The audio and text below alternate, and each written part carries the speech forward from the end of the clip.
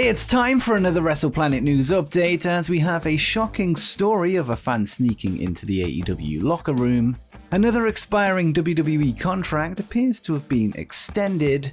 And we have an update on Kevin Owens' big money offer from WWE. And if you haven't already, make sure you subscribe to the channel and click that notification bell so you don't miss any future videos.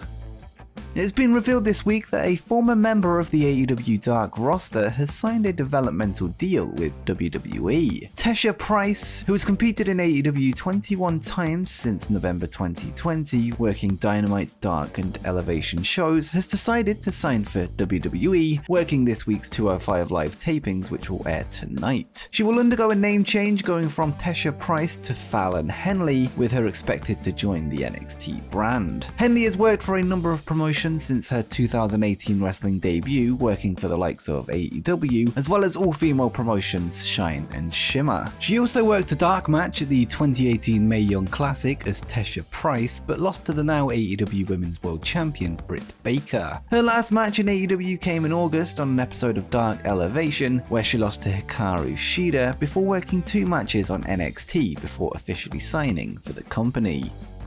This week, Jake Hager appeared on the AEW Unrestricted podcast to discuss his time in All Elite Wrestling. The pro wrestling MMA fighter, who is a member of the Inner Circle stable alongside Chris Jericho, Sammy Guevara, Santana and Ortiz, spoke of how he ended up joining the promotion on the first ever episode of AEW Dynamite where the Inner Circle were formed, before revealing the original plans for the group. And he said, "I think what happened was Gallows and Anderson possibly were going to be in the Inner Circle, but they re-signed. So I got bumped up and I came into the picture, however you want to phrase it. Chris Jericho told Tony Khan he wanted me for the job, and the rest is history. Tony made sure I wasn't a scumbag. He had a couple of phone calls with me and then I got to be elite. It was great. I am so glad I got to be part of the groundwork, the beginning team of AEW. I'm very proud of that."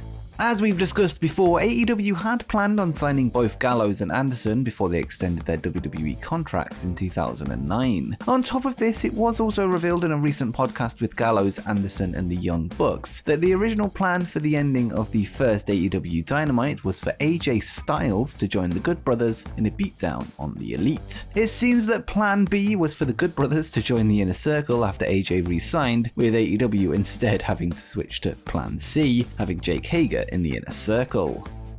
Elsewhere this week, AEW Tag Team FTR would speak to Barstool Wrestling, where they discussed their goals for the new year. Cash Wheeler would name 2 opponents that they plan on beating in 2022, as well as stating the team's intentions to win the AEW tag titles once again, and Cash Wheeler would say, "I think we're going to be the first ever 2-time AEW Tag Team Champions. In 2022, we're going to get the titles back and we're going to have the title run that we should have had the first time, where we are world beaters. We will defend it every time we get in the ring, but we are never going to lose those again. A rematch with the Young Bucks, beat the shit out of the Briscoes, hold titles everywhere." Of course, FTR would lose in the one match they've had with the Young Bucks, dropping their AEW tag belts in the process at Full Gear 2020. That said, their feud with the Briscoes has only just begun, with the 2 teams coming face to face for the first time at last week's Ring of Honor Final Battle show, with the rivalry likely to continue in an AEW ring, with ROH now on hiatus until April. Dax Harwood would go on to state that their AEW contracts will soon be coming to an end, revealing that they intend to head to New Japan Pro-Wrestling to win the tag titles there, and he said, "There's a difference between having great tag team matches and being a great tag team. I think 2022 going forward, we can be in that same conversation with Arn and Tully, Midnight Express and Rock and Roll Express. That's my goal for 2022, because we don't have very much longer on these current contracts. I don't know what's going to happen from there, but we have a short amount of time to accomplish the things we want to accomplish, like winning the IWGP Tag Team Championships, obviously 2-time AEW Tag Team Championships, proving that we are the best." It's worth noting that FTR would sign their AEW contract in late July 2020, with this quote suggesting that they signed a 2-year deal at the time. It seems they will be free to go elsewhere come this summer, although it's likely AEW will be keen to retain their services, allowing them to seek the IWGP tag titles via the Forbidden Door. This week, a young AEW star has had the wrestling world in the palm of his hands since his in-ring debut this past Friday. For those that missed it, Team Taz's Hook would blow fans away with his performance in his first ever match in front of a crowd, defeating Fuego del Sol with his unique grappling and submission moveset. The debut would coincide with the release of his brand new t-shirt available at ShopAEW.com, which has overtaken CM Punk's merchandise in the weekly sales chart. Punk has topped the chart every week since August 20th, with Hook being the first to break the 4-month streak. It's worth noting that the second and third on the list are both CM Punk t-shirts of the same design, one being with the black ringers on the collar and arms, with the other being a plain white version. It could be likely that if the sales of these two shirts were combined that they'd come out on top, but this doesn't take away from Hook's achievement, with him topping the likes of Adam Cole, MJF, and the Britt Baker Pillars of AEW t-shirt.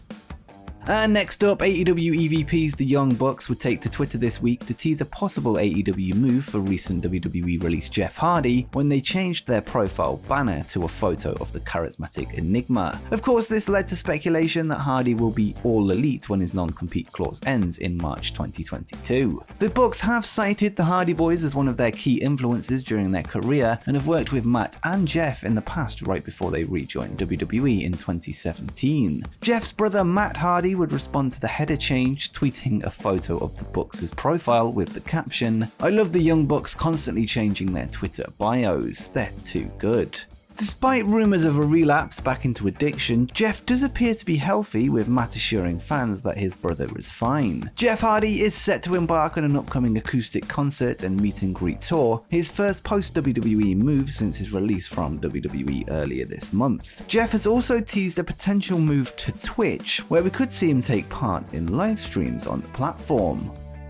And next up, we have a concerning report from Fightful, who this week revealed a backstage story from last week's Long Island edition of AEW Dynamite. According to the report, building security for the UBS Arena allowed a fan backstage who was posing as an extra. The fan would then head to the men's locker room in an attempt to blend in with the roster before sitting in Dax Harwood's seat. He would then be told to move before he sat in the seat belonging to the Blade. Suspicions would then rise, with the wrestlers beginning to question who he was. The man then began to put on Jeff Hardy-style armbands before saying that he was trained by Hardy himself. This was an instant red flag, as Jeff isn't a trainer. It's then said that the person couldn't correctly identify who would have booked him for extra work, citing a name that doesn't do that job. MJF and Dax Harwood would then eject the individual from the locker room before he was recognized by someone else in the company as somebody who had been kicked out of a Boston show in October. He then falsely claimed to be a friend of Taz. It's worth noting that this wasn't an error by AEW security, but building security at the UBS Arena. Luckily, the situation didn't escalate to anything physical, especially given recent events involving fans, most worryingly the assault on Seth Rollins at WWE Raw.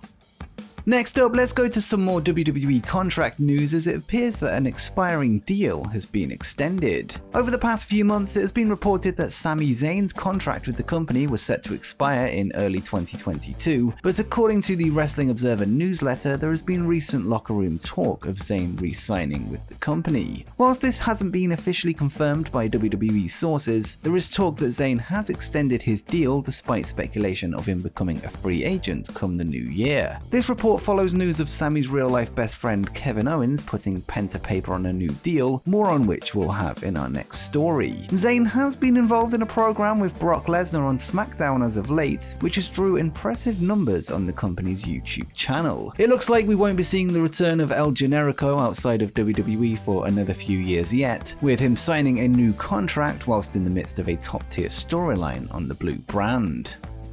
And finally, we have an update on the recently signed WWE contract of Kevin Owens, whose original deal was set to expire at the end of January. The Wrestling Observer reported that the contract is a 3-year extension, meaning the deal will take him to January 31st, 2025. Elsewhere in the Observer report, they would state that Owens has received a massive raise in order for WWE to secure his services. It's also been reported by Fightful that they have spoken to people within AEW, including some that had been been open about wanting Owens to make the jump. It's said that people within All Elite are happy for Owens, suggesting that the AEW offer is still on the table when his new deal ends. One AEW source stated that, quote, "Anyone who knows Kevin knows his priorities are his family first, so you have to be happy for him." Just last night, Owens would appear on a podcast hosted by WWE French language commentator Pat Laprade and commented on the new contract, revealing the reasons for staying with WWE, and he'd say,